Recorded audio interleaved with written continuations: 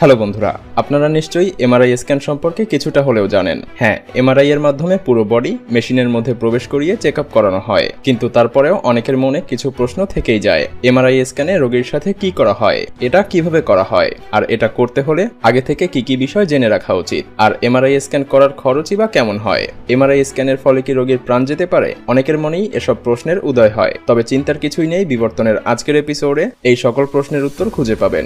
ভিডিওটি সম্পূর্ণ দেখার অনুরোধ রইল। তো স্বাগতম আপনাকে বিবর্তনের আরো একটি নতুন এপিসোডে। এমআরআই কি? এমআরআই এর ফুল ফর্ম হলো ম্যাগনেটিক রেজোনেন্স ইমেজিং। এর বাংলা হলো চৌম্বকীয় অনুরণন চিত্র। এমআরআই এর মাধ্যমে ম্যাগনেটিক ফিল্ড এবং কম্পিউটারের সাহায্যে শরীরের বিভিন্ন অংশের ইমেজিং করা হয়। এটা আমাদের শরীরের ছোট ছোট প্রোটনকে একসাথে করে ছবি তোলে। এবার চলুন জেনে নেই এমআরআই স্ক্যান কেন করা হয়। আমরা সবাই জানি এমআরআই মেশিন আসার পর থেকে মেডিকেলের সমস্ত পরীক্ষা নিরীক্ষা করার সিস্টেম একেবারে পাল্টে গেছে। এটার মাধ্যমে ডক্টর মানবদেহের অভ্যন্তরে কোনো রকম অস্ত্রোপচার ছাড়াই যে কোনো স্থানের ছবি তুলতে পারে খুবই সহজে। এটা খুব ভালোভাবেই রোগীর যে কোনো স্থানের ব্যথা এবং রোগ সম্পর্কে ডক্টরকে অবহিত করে। সেই সাথে মেডিসিন পেশেন্টের উপরে কেমন প্রভাব পড়ছে সেটাও জানা যায়। বিশেষ কোনো কাজের সময় আমাদের শরীরের কোন অংশ বেশি গতিশীল থাকে এটাও এমআরআই স্ক্যানের মাধ্যমেই জানা যায়। সেই সাথে আরও জানা যায় ব্রেইনের বিভিন্ন ধরনের রোগ সহ মৃগী ও টিউমার সম্পর্কে। ডক্টর যদি বুঝতে পারে কোনো রোগীকে সার্জারি করতে হবে, তখন এমআরআই এর মাধ্যমে সেই রোগীর ব্রেইনের ম্যাপিং করা হয়। এবার চলুন জেনে নেই এমআরআই স্ক্যান কিভাবে করা হয়।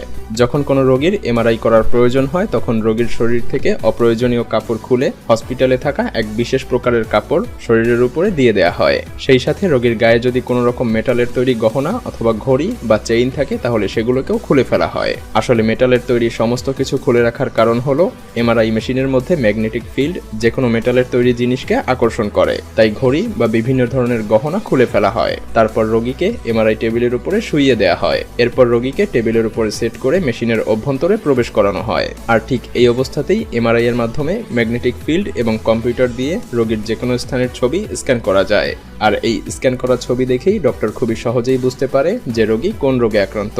সহজ বাংলায় বলতে গেলে এমআরআই আমাদের শরীরের রোগাক্রান্ত অংশের ছবি স্ক্যান করে নেয়, যার ফলে আমাদের শরীরের ক্ষুদ্র থেকে ক্ষুদ্রতর অংশের ডিটেল ডক্টর বুঝতে পারে। ডক্টর এসব রিপোর্ট দেখে খুবই ভালোভাবেই বুঝতে পারে রোগী কোন রোগে ভুগছে এবং তাকে কি ট্রিটমেন্ট করতে হবে, কি কি সাবধানতা অবলম্বন করতে হবে। প্রেগনেন্ট মহিলাদের ডক্টরকে প্রথমেই বলে নিতে হবে যে সে প্রেগনেন্ট, কারণ এমআরআই এর মাধ্যমে থাকা রেডিও অ্যাক্টিভ ম্যাগনেটিক ফিল্ড গর্ভে থাকা বাচ্চার ক্ষতি করতে পারে।